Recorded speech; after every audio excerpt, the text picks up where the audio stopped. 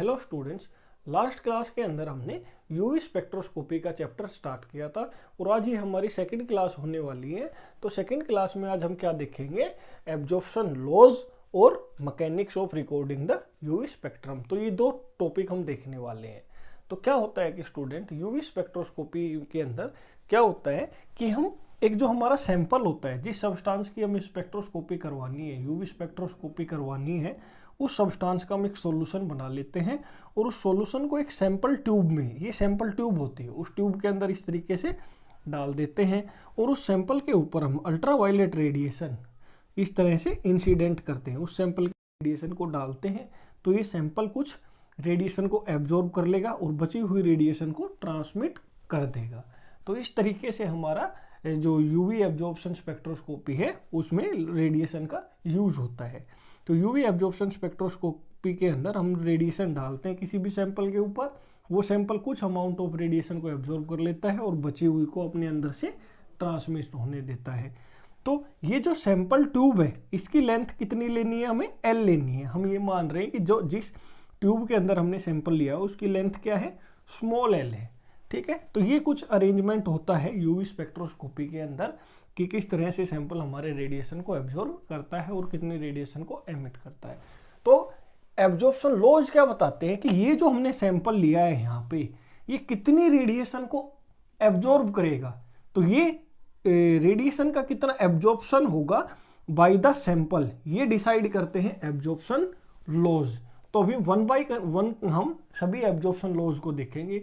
तो सबसे पहला जो एब्जॉर्प्शन लॉ है वो ये, उसका नाम है बीयर्स लॉ।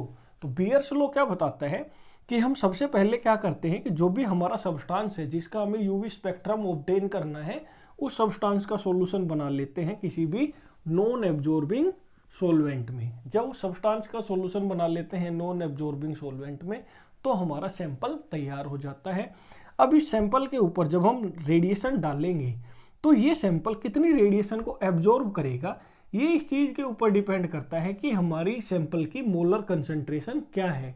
सैंपल की कंसंट्रेशन जितनी ज़्यादा होगी एब्जॉर्बेंस उतनी ही ज़्यादा होगी। तो बीयर्स लॉ क्या बताता है, absorption of the radiation by a sample is directly proportional to the molar concentration of the absorbing substance या molar concentration of the sample, कि absorbance is directly proportional to the molar concentration of the sample. इसके बाद second law देखते हैं। Second law का नाम है Lambert's law.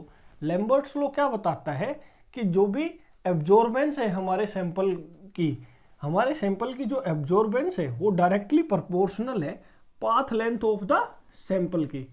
कि ये जो सैंपल है हमारा, इसकी लेंथ जितनी, ये जो सैंपल है हमारा, इसकी लेंथ जितनी ज़्यादा होगी सैंपल की एब्जॉर्बेंस भी उतनी ही ज़्यादा होगी। कि अगर ये सैंपल की मान लो यहाँ से यहाँ तक लेंथ एल है तो इसकी एक पर्टिकुलर एब्जॉर्बेंस होगी। अगर इसकी हम लेंथ को छोटा कर दें इधर, अगर ये सैंपल ट्यूब सिर्फ इतनी ही होती तो इसकी एब्जॉर्बेंस कम हो जाती। तो कहने का मतलब एब्जॉर्बेंस डायरेक्टली प्रोपोर्शनल किसके है, path length of the sample. Path length का मतलब जितनी ये रेडिएशन इस सैंपल ट्यूब के अंदर ट्रेवल करेगी, अगर इसकी ये जो रेडिएशन कितना ट्रेवल करेगी, कितना पाथ ट्रेवल करेगी सैंपल ट्यूब में, एल के बराबर। अगर ये सैंपल ट्यूब की लेंथ और ज़्यादा होगी तो इस रेडिएशन का जो पाथ लेंथ है जिसमें ये ट्रेवल करेगी वो बढ़ जाएगी, तो एब्जॉर्बेंस भी क्या हो जाएगी, बढ़ जाएगी। तो एब्जॉर्बेंस किसके प्रोपोर्शनल है, directly proportional to L. L क्या है, path length of the sample of substance.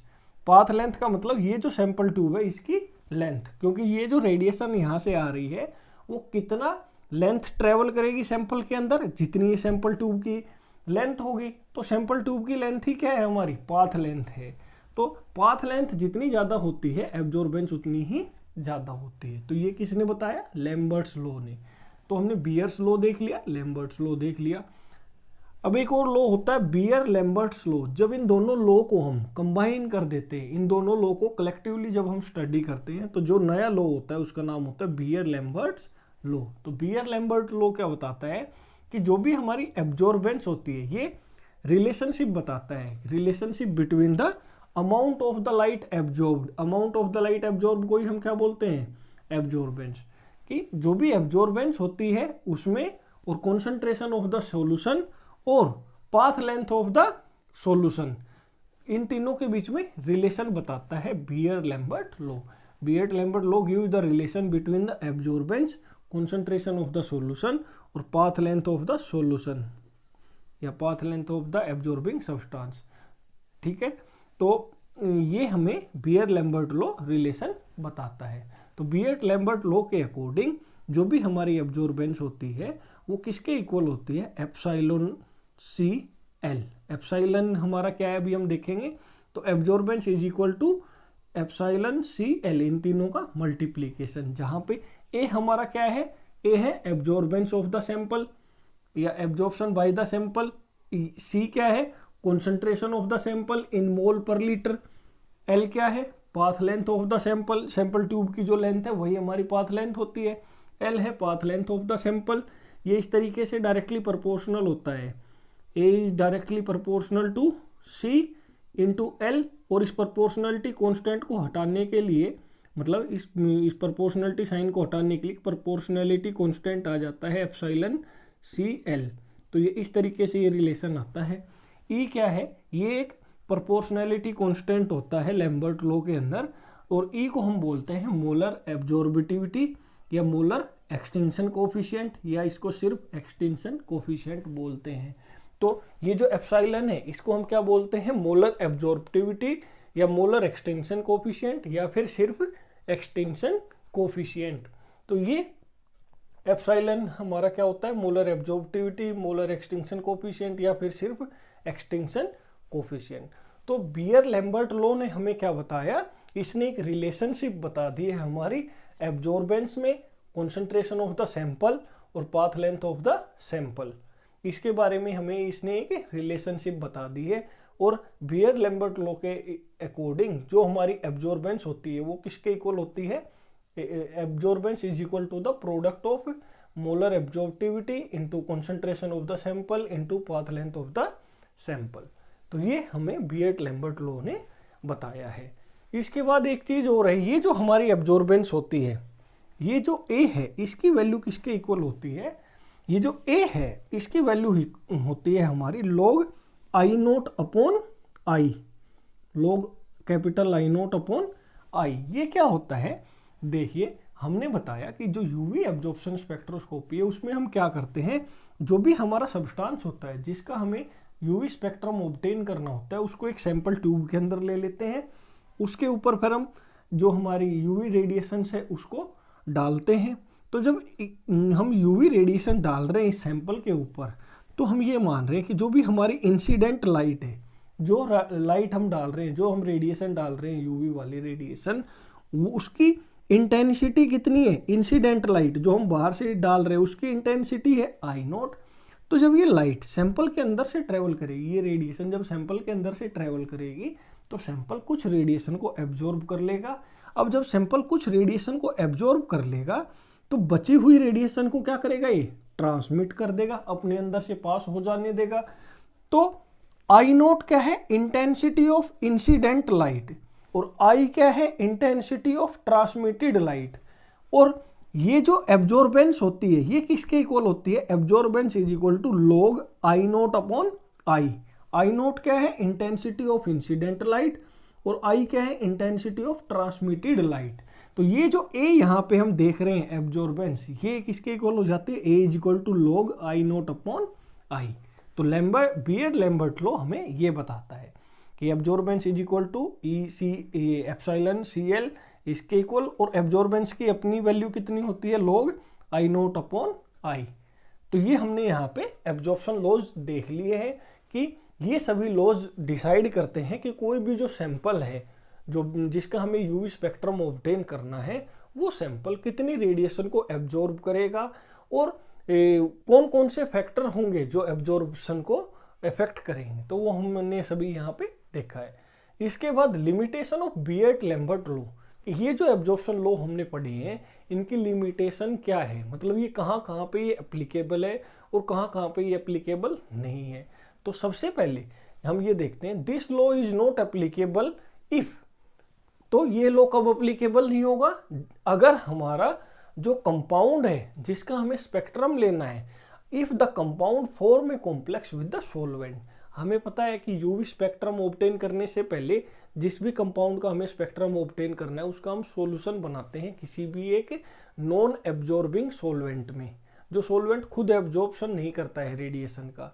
तो जब हम सॉल्वेंट का मतलब जो हमारा सोल्यूट है उसका सॉल्यूशन बनाते हैं तो उस टाइम पे जो हमारा कंपाउंड है वो सॉल्वेंट के साथ कोई कॉम्प्लेक्स फॉर्मेशन नहीं करना चाहिए।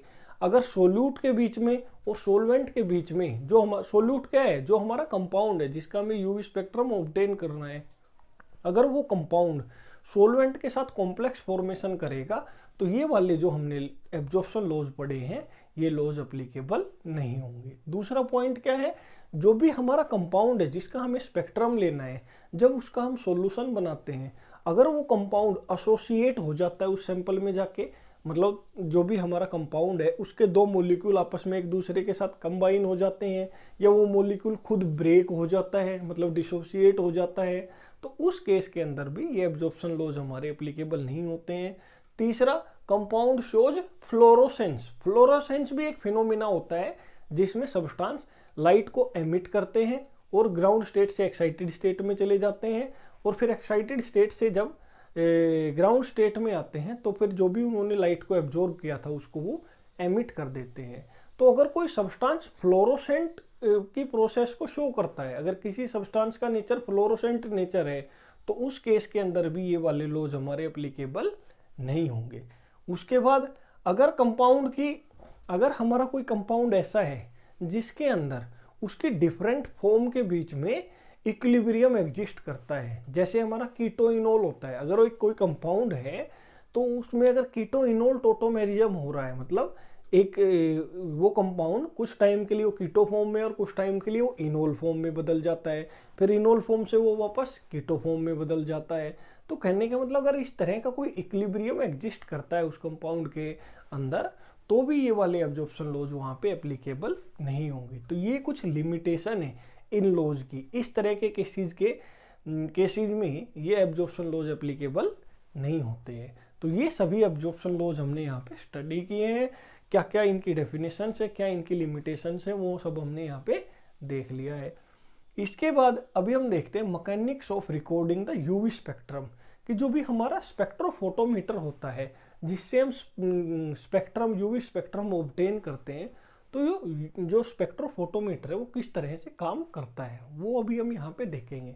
तो उससे पहले मैं आपको कुछ इंपॉर्टेंट बातें बता देता हूँ कि जो भी हमारा यूवी रीजन है इलेक्ट्रोमैग्नेटिक स्पेक्ट्रम के अंदर, जो भी यूवी रीजन होता है जो हमने बताया था अप्रोक्सीमेटली 100 नैनोमीटर से 400 नैनोमीटर तक होता है यूवी रीजन। तो उसको यूवी रीजन को हमने दो हिस्सों में डिवाइड किया हुआ है, 2 पार्ट्स में हमने उसको डिवाइड किया हुआ है। अगर हमारी यूवी रेडिएशन की जो वेवलेंथ है वो 100 नैनोमीटर से 200 नैनोमीटर के बीच में है तो उस रीजन को हम बोलते हैं फार यूवी रीजन। और अगर यूवी जो रेडिएशन है उनकी वेवलेंथ 200 से 400 नैनोमीटर तक होती है तो उनको बोलते हैं नियर यूवी रीजन। तो यूवी रीजन को हमने 2 पार्ट में डिवाइड किया हुआ है, फार यूवी रीजन और नियर यूवी रीजन।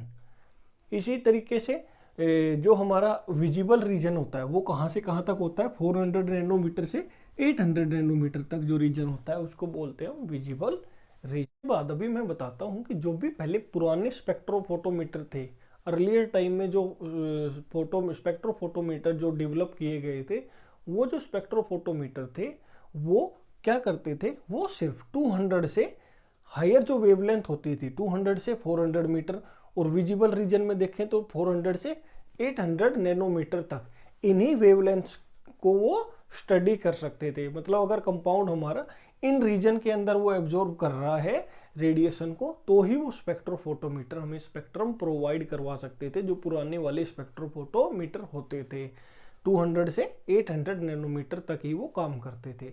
लेकिन अभी जो लेटेस्ट हमारे स्पेक्ट्रोफोटोमीटर आए हैं वो 100 नैनोमीटर से 200 नैनोमीटर के जो रेंज है इसके बीच में भी अगर कोई सब्सटेंस हमारा रेडिएशन को एब्जॉर्ब करता है तो उनके स्पेक्ट्रम भी वो प्रोड्यूस कर सकते हैं।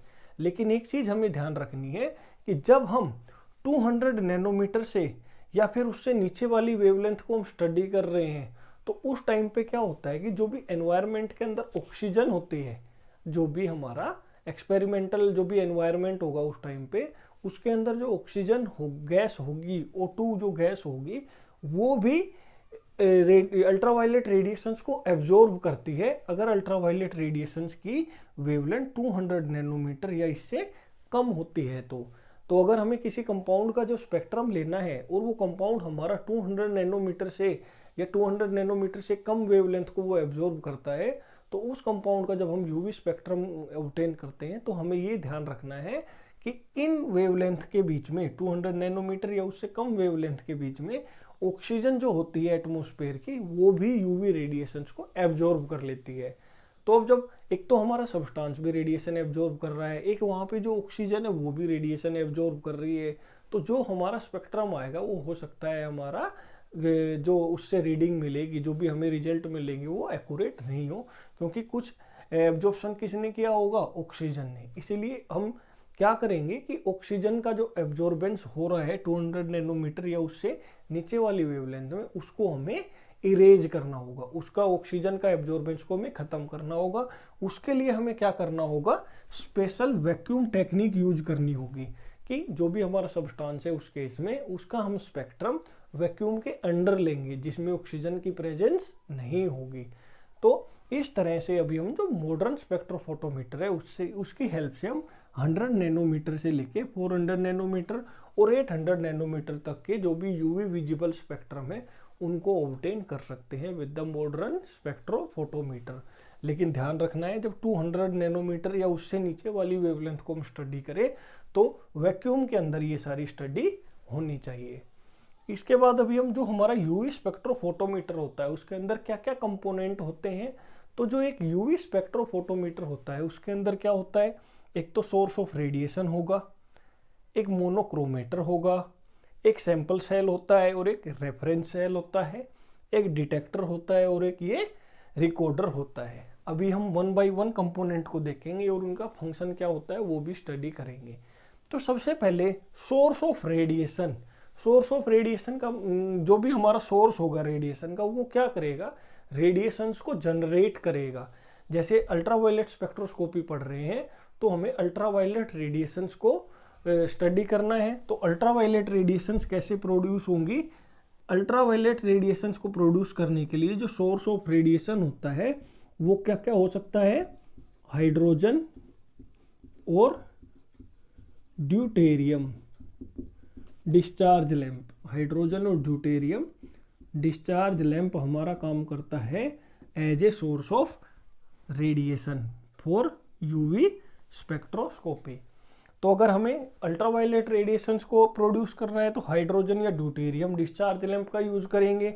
अगर हमें ये तो किसके लिए, अल्ट्रावायलेट के लिए। अगर विजिबल रेडिएशंस प्रोड्यूस करवानी है तो विजिबल के लिए हम यूज करेंगे tungsten filament lamp. Tungsten filament lamp इसका यूज करेंगे। तो सोर्स ऑफ रेडिएशन का काम सिर्फ इतना ही है, वो रेडिएशंस को प्रोड्यूस करता है। फिर यहाँ से जो रेडिएशन प्रोड्यूस हुई है वो किसके पास जाती है, मोनोक्रोमेटर के पास। मोनोक्रोमेटर क्या करेगा, ये हमें जो भी वेवलेंथ रिक्वायर्ड है ये उसको कैप्चर कर लेगा। मोनोक्रोमेटर क्या करता है, रिक्वायर्ड वेवलेंथ को फाइंड आउट कर लेता है यहाँ से जो रेडिएशन आ रही है उसमें से, और रिक्वायर्ड वेवलेंथ को सेपरेट करने के बाद ये उसको 2 बीम के अंदर डिवाइड कर देगा कि यहाँ से जो वेवलेंथ आ रही थी उसमें से जो भी हमें वेवलेंथ रिक्वायर्ड है, मोनोक्रोमेटर उस रिक्वायर्ड वेवलेंथ को कैप्चर कर लेगा, और जो भी हम इसने जो रेडिएशन को कैप्चर किया है उसको फिर 2 बीम के अंदर डिवाइड कर देगा। अब इसमें से एक बीम तो हमारा पास हो रहा है रेडिएशन का सैंपल सेल में से, दूसरा बीम पास हो रहा है रेफरेंस सेल में से। अब सैंपल सेल और रेफरेंस सेल क्या है, सैंपल सेल के अंदर तो हम जिस कंपाउंड का स्पेक्ट्रम ऑब्टेन करना है उस कंपाउंड को और सॉल्वेंट को आपस में मिला के सॉल्यूशन जो हमने बनाया है उस सैंपल को यहाँ पे लेते हैं सैंपल सेल में। तो सैंपल सेल में क्या होता है, सॉल्वेंट प्लस में वो कंपाउंड जिसका हमें स्पेक्ट्रम लेना है। तो मतलब यहाँ पे सैंपल सेल में तो हमारा क्या होता है, सॉल्यूशन होता है, कंपाउंड में compound plus solvent. Reference cell के अंदर क्या होता है, सिर्फ हमारा जो सॉल्वेंट होता है उसको लेते हैं हम। रेफरेंस सेल में क्या लेते हैं, सिर्फ सॉल्वेंट, और सैंपल में क्या लेते हैं, कंपाउंड प्लस सॉल्वेंट। तो यहाँ से ये जो दो बीम आ रहे हैं रेडिएशन के, एक सैंपल सेल से पास हो रहे हैं और एक रेफरेंस सेल में से। अब ये जब दोनों बीम पास हो जाते हैं यहाँ से, सैंपल में से भी और रेफरेंस सेल में से भी, तो ये पहुंचते हैं डिटेक्टर के पास। डिटेक्टर का क्या काम है यहाँ पे? डिटेक्टर का सबसे इंपॉर्टेंट काम है, डिटेक्टर ये देखता है कि हमारा जो सैंपल है उसने कितनी रेडिएशन को एब्जॉर्ब किया है, कि सैंपल ने कितनी रेडिएशन को एब्जॉर्ब किया है। तो ये कौन देखेगा? डिटेक्टर। अब डिटेक्टर ये कैसे फाइंड आउट करता है? देखो यहाँ पे सोलवेंट प्लस कंपाउंड है, और सैंपल सेल के अंदर क्या हो? कंपाउंड प्लस में सोलवेंट है, और रेफरेंस सेल में सिर्फ क्या है? सोलवेंट। तो डिटेक्टर क्या करेगा कि कंपेयर कर लेगा कि सोलवेंट ने कितनी रेडिएशन एब्जॉर्ब की है और कंपाउंड ने कितनी रेडिएशन एब्जॉर्ब की है। तो ये सोलवेंट वाली रेडिएशंस को इरेज कर देगा, और सिर्फ कौन सी रेडिएशंस को डिटेक्ट करेगा? जो सिर्फ कंपाउंड ने एब्जॉर्ब करी है। तो ये काम है डिटेक्टर का। डिटेक्टर ये फाइंड आउट करता है जो भी हमारा कंपाउंड है जिसका हमें यूवी स्पेक्ट्रम लेना है, उसने कितनी रेडिएशंस को एब्जॉर्ब किया है। तो ये काम है डिटेक्टर का। अब डिटेक्टर ये अपना काम करेगा, ये बता देगा कि जो हमारा कंपाउंड है उसने कितनी रेडिएशन को एब्जॉर्ब किया है। उसके बाद जो रिकॉर्डर है, रिकॉर्डर का क्या काम होता है यूवी स्पेक्ट्रोफोटोमीटर में? रिकॉर्डर फाइनली हमें स्पेक्ट्रम प्रोड्यूस करके बताता है। जिस भी कंपाउंड का हमें स्पेक्ट्रम लेना है, रिकॉर्डर फाइनली उस कंपाउंड का स्पेक्ट्रम हमें प्रोड्यूस करके देता है। और स्पेक्ट्रम दिखने में कैसा होता है? हमने बताया था कि जो भी अल्ट्रावायलेट स्पेक्ट्रम होता है वो इस तरीके से होता है कि जो भी हमारा एक्स एक्सिस होती है उस पर तो वेवलेंथ होती है, और वाई एक्सिस पे हम क्या लेते हैं? एब्जॉर्बेंस लेते हैं। तो और एब्जॉर्बेंस को भी हम किसकी फॉर्म में लेते हैं? मोलर एब्जॉर्बिटिविटी की फॉर्म में लेते हैं। तो एब्जॉर्बेंस को भी किसकी फॉर्म में लेते हैं? मोलर एब्जॉर्बिटिविटी की फॉर्म में। तो इस तरीके का ये ग्राफ हमारा जो रिकॉर्डर है ये प्रोड्यूस करके देता है। तो इस तरीके से हमारा यूवी जो स्पेक्ट्रोफोटोमीटर है वो काम करता है। तो सभी कंपोनेंट हमने यहाँ पे 1 by 1 स्टडी किए हैं।